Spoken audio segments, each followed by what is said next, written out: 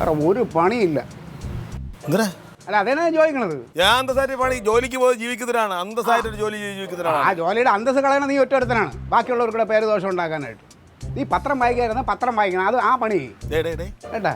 ഞാൻ കാശ് കൊടുത്ത് ഞാൻ വരുത്തുന്ന പത്രം എന്റെ വീടിന്റെ തിണ്ണേരുന്ന് ഞാൻ വായിക്കും. നിനക്ക് തരാൻ കുഴപ്പം? നട്ടുച്ചയ്ക്ക് ഉച്ചയ്ക്കും ചിലപ്പോൾ രാത്രി 12 മണിക്ക് ഇരുന്ന് വായിക്കും.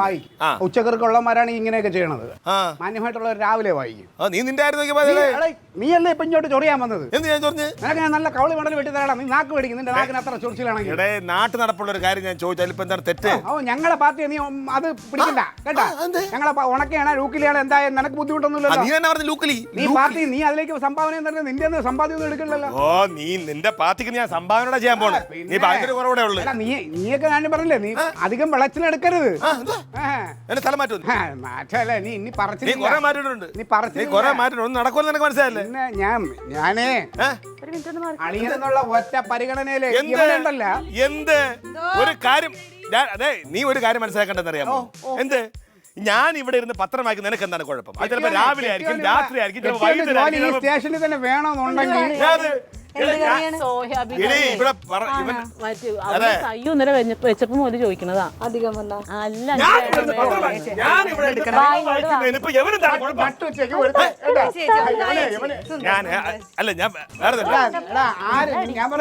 നിന്റെ ഉച്ചക്കറിൽ ആരും ഇടപെടൂല. എന്റെ ഇടപെടേണ്ട കാര്യം എന്റെ വീട്ടിൽ ഞാൻ നീ കൊണ്ടുപോയാൽ നോക്ക് ഉച്ചയ്ക്ക് പത്രം നീ പറയണത് കുഴപ്പമില്ല. നീ നിന്റെ കാര്യം നോക്ക്, എന്റെ പാർട്ടിയെ കുറിച്ച് പറയണ്ട. വേറെ അല്ല പറയണ അല്ല.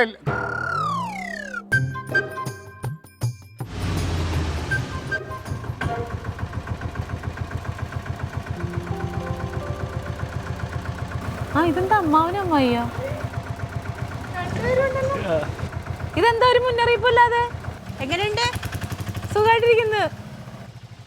മുന്നറിയിപ്പോ കുറച്ച് ദിവസമായിട്ട് മനസ്സിനൊരു സുഖമില്ല മോളെ. അവിടെ ഞങ്ങൾ മാത്രമല്ലേ ഉള്ളൂ, അതുകൊണ്ട് ഇവിടെ വന്ന് മോനെയും കളിപ്പിച്ച് കുഞ്ഞുങ്ങളുടെ കൂടെ കുറച്ച് ദിവസം അങ്ങ് പോവാന്ന് വിചാരിച്ചു. എന്തായാലും ഒരാഴ്ച കഴിഞ്ഞ് ഞാൻ പോകുന്നുള്ളൂ. ഒരാഴ്ച കഴിഞ്ഞും പോകണ്ട, ഇവിടെ നിന്നോ. അggോ എന്താടി രണ്ടെണ്ണം ചമ്മിയും കൊണ്ട്? അതിപ്പോ ഇവിടെ ഒരു മാറ്റിനി ഉണ്ടായേ, അതിന് ഷോയ്ക്ക് ആളെ കിട്ടിയില്ല, അതിന്റെ. അവളുടെ മകനും മരുവളും ഇറങ്ങി പോവാനൊക്കെ പറഞ്ഞ് അയ്യോ ആരുമില്ലെന്ന് പറഞ്ഞ് ആകെ കരച്ചിലും പിടിച്ചിലും അങ്ങനെ ഇവിടെ ചെന്നിട്ട് എന്തൊക്കെ പറഞ്ഞാണ് സോൾവ് ആക്കിയത്.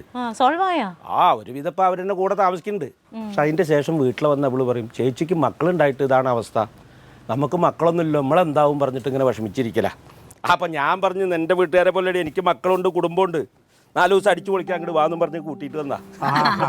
അപ്പൊ അങ്ങനെയാണെങ്കിൽ ഇന്ന് വൈകിട്ട് അമ്മായി നമ്മളിന്ന് സന്തോഷത്തിൽ ആറാടിക്കും. ഇന്ന് ഫുള്ള് എന്റെ ചെലവാണ്. ആവശ്യമൊന്നുമില്ല. ചിക്കൻ മേടിച്ച പോരെ, ചിക്കനും മലക്കറിയൊക്കെ ഞാൻ മേടിച്ചു. പോലീസുകാരാ വേണ്ട, ഞാൻ മേടിച്ചോളാം. അതെ നിങ്ങൾ തർക്കിക്കേണ്ട, അവൻ തന്നെ മേടിച്ചോട്ടെ, കാശ് ഞാൻ തരാം. അമ്മാവാ ഇങ്ങനെ കൊച്ചാക്കല്ലേ തന്നെ കേട്ടാ. ക്ലീറ്റോ ഒരുപാട് പൈസ കണ്ടത് തന്നെ. കണ്ടത് കണ്ടോട്ടെ, ക്ലീറ്റോന്റെ പൈസ ഉണ്ടോ? അയ്യോ എന്റെ പൊന്നു മോളെ, നീ എനിക്ക് ഇടാനുള്ള ഷർട്ടൊന്നും അല്ലേ വേണ്ട, ഞാൻ തന്നെ തേച്ചോളാം. അവിടെ നിന്ന് ഒരു കാര്യം പറയട്ടെ രണ്ടുപേരോട്. ദേ അമ്മായിക്ക് മനസ്സിന് സുഖമില്ലാതെ വന്നേക്കുന്നതാണ്, അതിന് കുറച്ച് സ്വസ്ഥത കൊടുക്കണം. ഓ എൻ്റെ അമ്മോ, പറഞ്ഞ കേട്ടല്ലോ, നീ പറഞ്ഞില്ല അമ്മ എല്ലാം സെറ്റ്. അമ്മായി നമ്മളെ ഹാപ്പി ആക്കും. ഓ വാടാ. എന്തിന് അവരുന്നില്ല?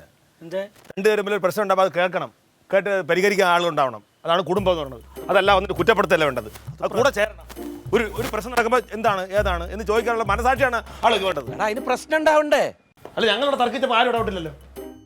നിങ്ങൾ തർക്കിച്ച പോലെയല്ല ഇപ്പൊ തോന്നിയത്.